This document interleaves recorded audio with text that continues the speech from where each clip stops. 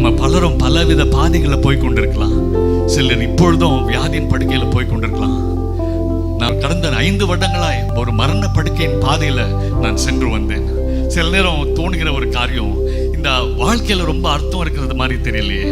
ஒருவேளை நம்ம பிறக்கவே இல்லைன்னா இந்த பாடுகள் எல்லாம் இல்லையே. ஒரு குழந்தை பிறக்கிறது நம்ம ரொம்ப சந்தோஷப்படுறோம். ஆனா வாழ்க்கையின் பாதையில நெடுக வந்த பின்பு திரும்பி பார்த்தால் ஒரு குழந்தையை பார்க்கும்போது கூட இதுவும் ஒரு நாள் பாடுபட போகுதே என்று சொல்லி யோசிக்கலாம். இந்த வாழ்க்கையில எல்லாம் அர்த்தம் இருக்குதான்னு சொல்லி யோசிக்கலாம். யோபு அப்படி கலங்கி இருக்கிறார். நான் பிறக்காமலே இருந்திருக்கலாமே, என் தாயின் வயிற்றுல நான் அப்படியே செத்து போயிருக்கலாமே சொல்றாரு. ஆனா அதுக்கு என்ன தெரியுமா பதில்? இந்த வாழ்க்கைக்கும் அர்த்தம் இருக்கிறது என்று சொல்லும்படியாய் அவரே மனித வாழ்க்கைக்குள் இறங்கி வந்தார். அவரே 33 ஆண்டுகள் ஒரு மனிதனாய் வாழ்ந்து பாடுகள் பட்டு உயிர்த்தெழுந்து நமக்கும் ஒரு மகிமையான நம்பிக்கையை வைத்து சென்றிருக்கிறார். இந்த வாழ்க்கைக்கு கண்ணியம் சேர்க்கும்படியாய், to give dignity to human life அப்படின்னு நான் கேட்டிருக்கிறேன். எனக்கு அது ரொம்ப அர்த்தம் புரியல. ஆனால் நான் கடந்து சென்ற பாதைக்கு பின்பதாய் வாழ்க்கையில அர்த்தம் இருக்கிறதா என்ற கேள்வி வரும்போது ஒரே ஒரு பதில் தான், இந்த வாழ்க்கைக்கு அவர் அர்த்தம் சேர்த்திருக்கிறார். He has given dignity to human life. நாம வாழ்கிற வாழ்க்கைக்கு அர்த்தம் உண்டு. நாம் வாழ்கிற வாழ்க்கைக்கு கண்ணியம் உண்டு.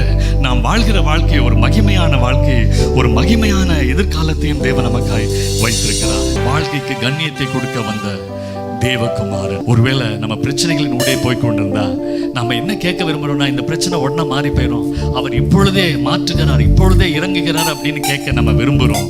ஆனால் அவர் நமக்காய் ஒரு வாழ்க்கை பாதையை வைத்திருக்கிறார்.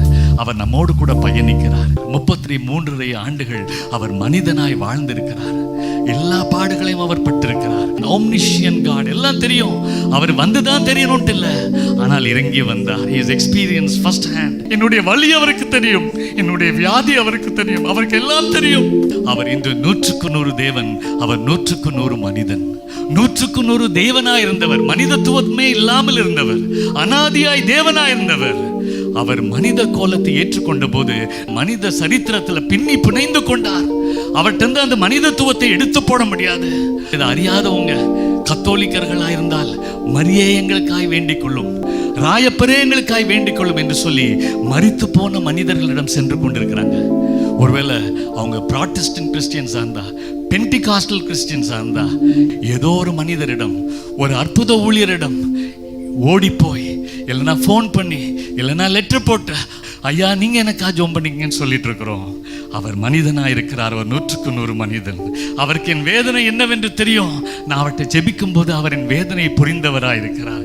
நம்முடைய எல்லா சூழ்நிலையிலும் நம்மை எழும்பு நிற்க செய்வார். நமக்கு ஒரு மகிமையான நித்தியத்தை வைத்திருக்கிறார்.